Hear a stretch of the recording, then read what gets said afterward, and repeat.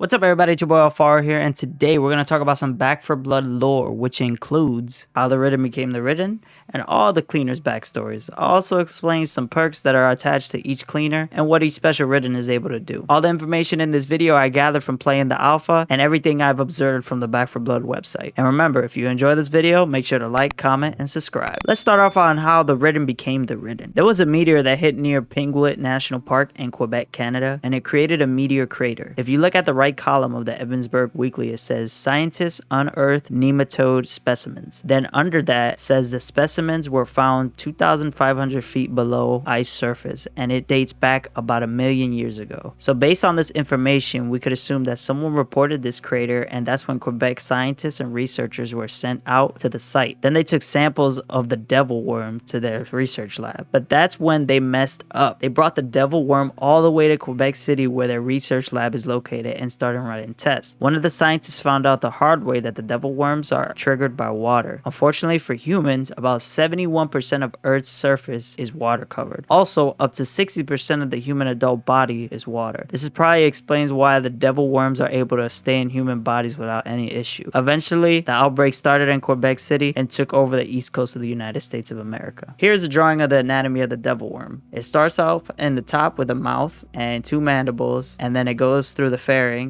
all the way to the intestinal lining, then the lumen of intestine, and then you go down to the transitional zone and to the valve region, to the slime coating, to the proctodeum, and then the foretail at the bottom. That is the devil worm. This is what is causing everyone to go crazy, what is creating the Ridden, and what's creating the Special Ridden. This is the worm to watch out for. Here's a poster from the Department of Public Health stating the steps to survive the infection. Number 1, stay away from stagnant water. Pools, puddles, ponds. Number 2, avoid contact with anyone showing symptoms. Symptoms may include extreme headaches with light sensitivity, convulsions or loss of motor functions, confused, irrational, or violent behavior, visible growths or masses under the skin, skin discoloration, noticeable enlarged veins. Number 3, if you come in contact with the bodily fluids of an infected or think you may have been infected by other means, quarantine yourself and contact blank immediately. Obviously the line was there, but it says line disconnected. And that's how you know you're on your own if you're infected. Basically, you're screwed. Now let's talk about the Ridden. Here we have some drawings of what happens to a human after being infected by a devil worm. There are common Ridden variants. These drawings are from Doc, who is a playable cleaner in Back 4 Blood. And I know this because at the top left, there's a note that says, "Dear Doc, your drawings are really good." By HRH. HRH is an acronym for Howard Robert Hoffman, who is also a playable character in Back 4 Blood. So if we go from the left, we can see, a common Ridden. And it says the common Ridden make up of the bulk of the infected. Extremely violent, acting primarily on predatory instincts. First instinct is to kill and feed. Most who succumb to the infection become a common Ridden. Don't develop further than this stage. Weakness, hit them anywhere you can. I advise you, always aim for the head. Now we go to the right. The first one, it says common Ridden variants. This one is a common Ridden. So it says subject F, approximately 30 years old. So on the right of that common Ridden, we have the spike formation, which, shows a spiky Ridden that has air holes at the top of the spikes. Then below that, we have a Ridden that has a big giant worm vein thing going through his eyes, its mouth, and its nose.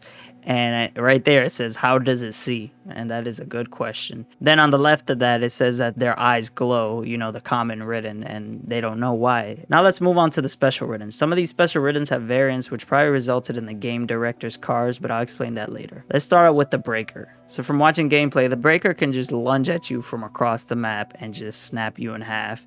And you just gotta watch out for this because it's a big boy. Next you have the Ogre, which is the biggest Special Ridden in the game, and it throws this giant ball. They call it meatball, but I guess it's basically with the body parts of Ridden and just a bunch of guts and stuff, and just throw it at you. But if it hits you, it will do a lot of damage. Next we have the Snitcher. So this Ridden creates a deafening screech when aggroed and will trigger a horde of Ridden when they scream. So next we have the Hag, and the Hag has arms coming out of its mouth and it will eat you whole, literally. So you gotta watch out for the Hag. Next we have Reeker, which is a large slow moving Ridden, and they explode on death, knocking cleaners back and covering them in sticky sticky pus. Next we have Stinger, which is a Ridden that's able to traverse many surfaces, and they hide in the shadows, and when they hit you with their phlegm, you know, you'll be stuck and you need an assist from your teammate to break you out, or you need a breakout card. Now the last special Ridden we'll talk about is the Tall Boy. Now this is one that I've seen two variations for. The first one is the Smash one, which is basically the one that goes towards you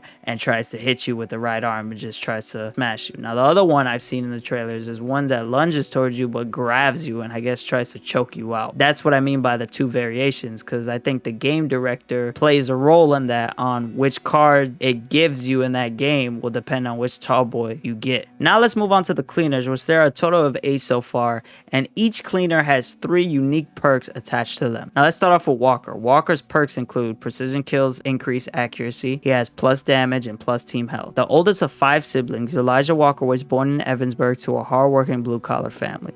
The former Army Ranger and war-torn veteran is highly skilled with a wealth of frontline combat experience. Walker is a man of few words, but when he speaks, he commands the attention of his fellow cleaners, who all respect his commitment to the fight. Next we have is Doc. Doc heals low health teammates even without items. Healing efficiency is increased and team trauma resistance is increased. She has been an instrument in keeping Fort Hope and running, but this is far from the life Doc expected when she first came to America. Fiercely independent, she sacrificed social life for a career. It wasn't until years later that she finally found a kindred spirit in Mom. After the collapse, Doc's no-nonsense attitude and pragmatic outlook served her well. Though her bedside manners can take some getting used to, no one denies she's one hell of a doctor and a mean shot to boot. Next we have his mom. She has instant revive, +1 support inventory, and +1 team extra life. The only person surprised that Mom became the voice of survivors in Finleyville was herself. She's never shrinked from a challenge and always put the needs of others over her own. Still, for one who's used to bucking authority, her newfound responsibility sometimes weighs uneasily on her. Although she has faith in her cleaners, Mom has questioned other leaders' strategies on more than one occasion. Especially since the death of her son, Mom's goal is simple: make the Ridden pay. Next we have is Holly, who recovers stamina with kills, increased damage resistance, and increased team stamina. After losing her family to the Devil Worm, Holly forced to learn to channel all her energy into being a cleaner and is known as the glue that keeps the team together. Armed with her trusty nail spike baseball bat, she affectionately calls Dottie. Holly's resilience and never say die attitude helps boost the team's morale and is often seen as the ray of light in the darkness of the apocalypse. Next we have is Evangelo, who breaks out of grabs, increased stamina regen, and increased team movement speed. He may be the youngest and least experienced cleaner of the team, but has proven to be a quick study. Besides being good in a fight, Evangelo has established himself as a loyal and reliable member of the team. He tends to talk a lot, especially when he's nervous, but is eager to show that he has what it takes to be a cleaner. Next we have is Carly, who senses hazards, +1 quick inventory, and plus team use speed. Surviving on the outskirts of Fort Hope since the collapse, Carly only trusted in herself. No one knows much about her, and she's fine with that. Though originally seen as a nuisance at best and a looter at worst, her actions have proved time and time again which side she's on. Now with the Ridden on the rise, she's made the choice to fight alongside the survivors. She may not be a cleaner by name, but she more than makes up for it in attitude. Next is Jim, whose precision kills increase damage, plus ADS speed, which is aiming down sight speed, and increased team's weak spot damage. Nobody knows Finleyville and the surrounding county like Jim. From an early age, he would head out into the countryside with his father, hunting and trapping with the best of them. After a stint in the military, he returned home, only to see it ravaged by the collapse. Now he's found his place among the most trusted cleaners. When he's not fighting back to back with his team, he's scouring the countryside of his beloved Pennsylvania, routing out the Ridden infestation. Next we have Hoffman, who spawned ammos with kills, +1 offensive item slot, and increased team ammo capacity. A meticulous individual, enthusiastic prepper, and a conspiracy theorist. When the infection hit, he and his mother hunkered down and rode out the storm as the rest of the world fell into chaos. After his mother passed away in her sleep and his supplies ran out, he left his boarded up house to face the world of the Devil Worm. Howard Robert Hoffman is genuinely skilled and good-hearted, with an earnest desire to be a useful part of the team. As part of the cleaners, he's finally come across the family he's always wanted. He just had to wade through the zombie apocalypse to find it. There you go, I provided everything you needed to know about the Ridden and the cleaners and how they all tie into the game mechanics. I'm hoping to discover more lore in the future from the beta or the Back 4 Blood website, but I do know everything so far is based in Pennsylvania since they mentioned Fort Hope, Finleyville, and Evansburg. Maybe we'll explore what's happening around the USA and even around the world. Who knows, that could be future content. But let me ask you guys something. Are you interested in the lore, or you just don't care? You just want to go out there and shoot up some Ridden, or become a Ridden and just clean up some cleaners? Whatever it is, let me know in the comment section below. This is Alfaro signing out.